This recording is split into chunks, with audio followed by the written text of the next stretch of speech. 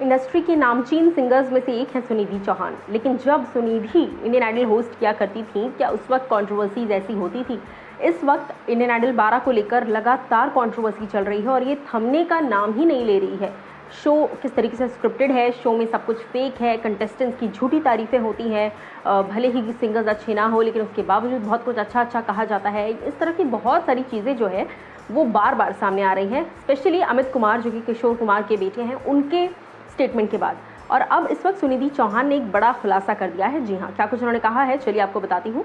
नमस्कार दोस्तों, मैं हूँ ज्योति नाहक और स्वागत कर रही हूँ आप सभी का शुद्ध मनोरंजन में। भाई, अमित कुमार की उस स्टेटमेंट के बाद बवाल तो मचा ही, फिर आदित्य नारायण तो रोज़ ही कोई ना कोई स्टेटमेंट दे रहे हैं।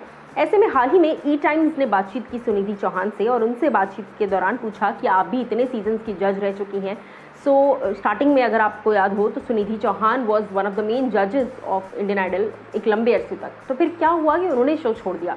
उस पर बातचीत के दौरान वो कहती हैं, नॉट एग्जैक्टली दिस कि सबको करना है, but yes we all were told to praise the contestants, that was the basic thing and so I couldn't go on, I couldn't do what they wanted and I had to part ways, hence today I'm not judging any reality show, that's the reason।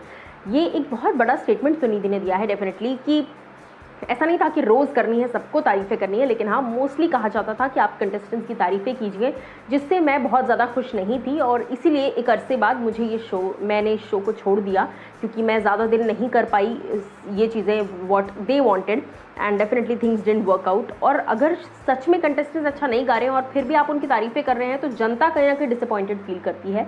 और इसके बाद इसी बारे में बात करते हुए सुनिधि कहती हैं, लेकिन इसमें आर्टिस्ट का ही नुकसान होता है। He she gets praise and recognition almost overnight due to her stories which are put out via AV and their hunger to strive for excellence diminishes. Yes, some of them still do work hard, but the instant fame affects them psychologically. It's a simple case of acquiring too much too soon, not the contestant's fault, it's simply because of the name game of TRP. I did Dil Hai Hindustani, The Voice and Indian Idol. I could speak the truth then. Even today, I would like to say what I genuinely feel. It's up to them whether they want to have me or not. उसके आगे वो कहती हैं कि but the audience understands जो भी सही गा रहा है और जो भी गलत गा रहा है, आप किसी को बेवकूफ़ ज़्यादा टाइम तक नहीं बना सकते। और मैंने जितने भी शोज़ किए हैं अब उन पे डिपेंड करता है वो मुझे लेना चाहते हैं या नहीं लेना चाहते, बट मुझे जो सही लगेगा कंटेस्टेंट्स के बारे में मैं वही कहूँगी, क्योंकि एट द एंड इससे कंटेस्टेंट्स का ही नुकसान है। इसके आगे वो कहती हैं that they sing but the songs recordings of certain singers do experience a glitch sometimes which is then corrected before the show is telecast on national television.